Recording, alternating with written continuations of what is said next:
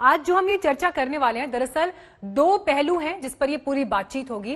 पहला ये कि जो चुनौतीपूर्ण समय इस वक्त कोरोना और उसके आंकड़ों को लेकर चल रहा है, ऐसे में परीक्षाएं कराना क्या जिंदगी के लिए रिस्क नहीं है? और दूसरा पहलू ये कि अगर परीक्षाएं नहीं होती हैं या ऐसा कोई अरेंजमेंट आगे होता है, तो ऐसे में खासतौर पर 12th के जो स्टूडेंट्स हैं उनके मूल्यांकन के लिए और भविष्य की राह आगे फिर कैसे तय होगी, तो इसी आधार पर आज ये पूरी बातचीत होगी। डॉक्टर कौशल वर्मा, सबसे पहले मैं आपके साथ ही बातचीत को शुरू करना चाहूंगी। इस वक्त एग्जाम्स जरूरी हैं या नहीं, मौजूदा स्वास्थ्य सुविधाओं को देखते हुए, कोरोना के आंकड़ों को देखते हुए? जी, ये एक बड़ी से ट्रिकी सिचुएशन है। इसका एक हाँ या ना में जवाब नहीं हो सकता और इसमें दो तीन चीजें बहुत अहम हैं जिनको मैं आपके सामने रखना चाहूंगा। जैसे कि सबसे पहले, और जिसको मैं अंडरलाइन करना चाहूंगा और पूरी एम्फेसिस के साथ कहना चाहूंगा, वो ये है कि बच्चों की सुरक्षा और उनका स्वास्थ्य। उसके बाद में जो है एग्जाम में ऐसा है कि देखिए, अगर हम कोविड अप्रोप्रिएट बिहेवियर को हम ला सकते हैं, उसका हम पालन कर सकते हैं, तो ये पॉसिबल है। ये पॉसिबल है क्या, कैसे है कि जैसे कि हम जो बेंचेस के बीच में दूरी है, जो कोविड अप्रोप्रिएट बिहेवियर के हिसाब से वो होनी चाहिए, और उसके साथ में जिम्मेवारी दोनों की है, अभिभावकों की भी है और स्कूल के मैनेजमेंट की या जो परीक्षा करवाने वाला संस्था है उसकी है। उसमें ये देखा जाए कि देखिए, बच्चे जो हैं जब ये स्कूल जाते हैं एग्जाम देने के लिए, तो वो और ये दोनों सिचुएशन जो है ये इसको उससे नहीं कंपेयर कर सकती कि जैसे कि चुनाव है या कुंभ है, जिसमें जो है 18 साल से, चुनाव में 18 साल से ऊपर का हर आदमी वोट देने के लिए जा रहा है, या कुंभ में कोई इसका रिस्ट्रिक्शन ही नहीं है। ये जो परीक्षा वाला विषय है, इसमें जो छात्र की संख्या है वो एक सीमित है, वो लिमिटेड है। तो ये इसमें जैसे कि कोविड अप्रोप्रिएट बिहेवियर टेस्ट के बीच में दूरी जो है एक निर्धारित हो रखी जाए।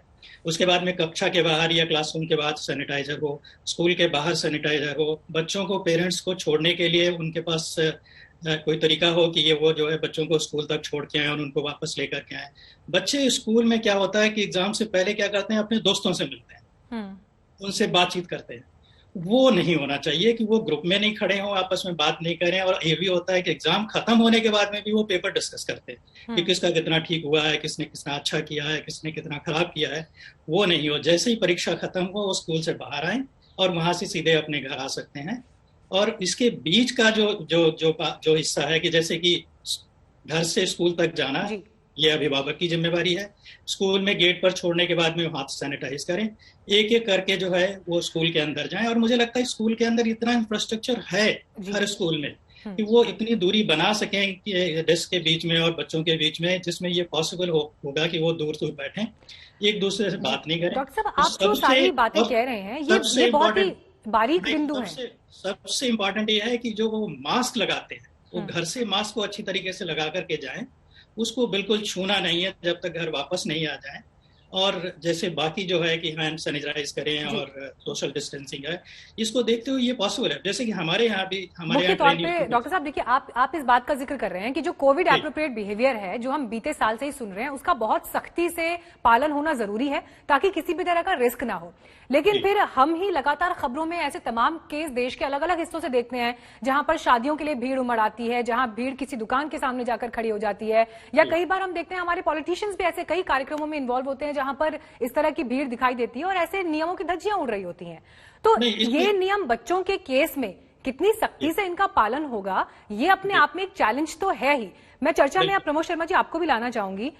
जिन बारीकियों का हम जिक्र कर रहे हैं स्कूल लेवल पर एग्जाम के वक्त पे, क्या इनका पालन इतनी सख्ताई से हो पाएगा? कितना व्यवहारिक है ये?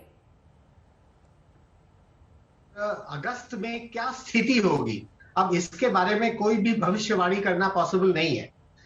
अब बैकअप प्लान जरूर होना चाहिए। अगर सरकार एग्जाम कराने में इतना ही इच्छुक है, तो पहली बात तो ये है, इंग्लिश एग्जाम सारे स्टूडेंट्स देते हैं, तो इंग्लिश के पेपर्स ऑनलाइन होने चाहिए और 50 क्वेश्चन, 45 क्वेश्चन 90 मिनट में करके ऑनलाइन उनका करेक्शन होना चाहिए ऑनलाइन। फिर बाकी सब्जेक्ट्स जो बचे उनका स्कूल के अंदर एग्जाम हो, अगर इतना ही एग्जाम करना जरूरी है। और इंग्लिश पेपर्स की मार्किंग स्कीम भी स्कूलों के पास भेज दी जाए। एक और क्वेश्चन जो बहुत इंपॉर्टेंट है, बोर्डिंग स्कूल्स का, उनका क्या होगा?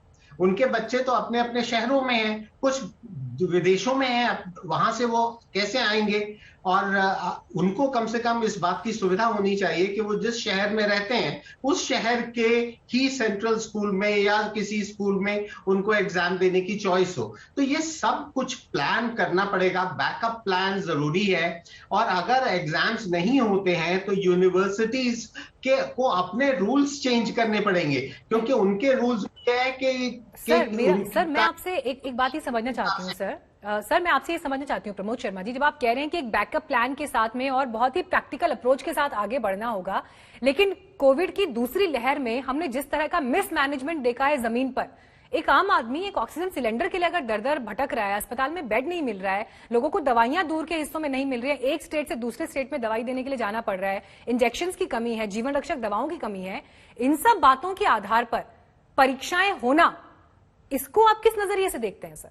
मैं तो नहीं चाहता हूं कि परीक्षाएं हों, क्योंकि ये बहुत ही मुश्किल काम है और बच्चों के भविष्य और बच्चों के स्वास्थ्य के साथ किसी भी तरह का रिस्क नहीं लिया जा सकता। पर इसके साथ टीचर्स के स्वास्थ्य का भी सवाल है कि उनको कोरोना वॉरियर्स डिक्लेयर किया जाए, उनका सबसे पहले वैक्सीनेशन हो, और जैसे हम 1 करोड़ रुपया और किसी को कॉम्पेंसेशन देते हैं जो लोग कोरोना के फ्रंट लाइन में वर्कर्स हैं, उसी तरह से टीचर्स का भी एक कॉम्पेंसेशन होना चाहिए और उनके हेल्थ की जितनी भी हॉस्पिटलाइजेशन के एक्सपेंसेस हैं वो गवर्नमेंट्स बेयर करें, ये जरूर।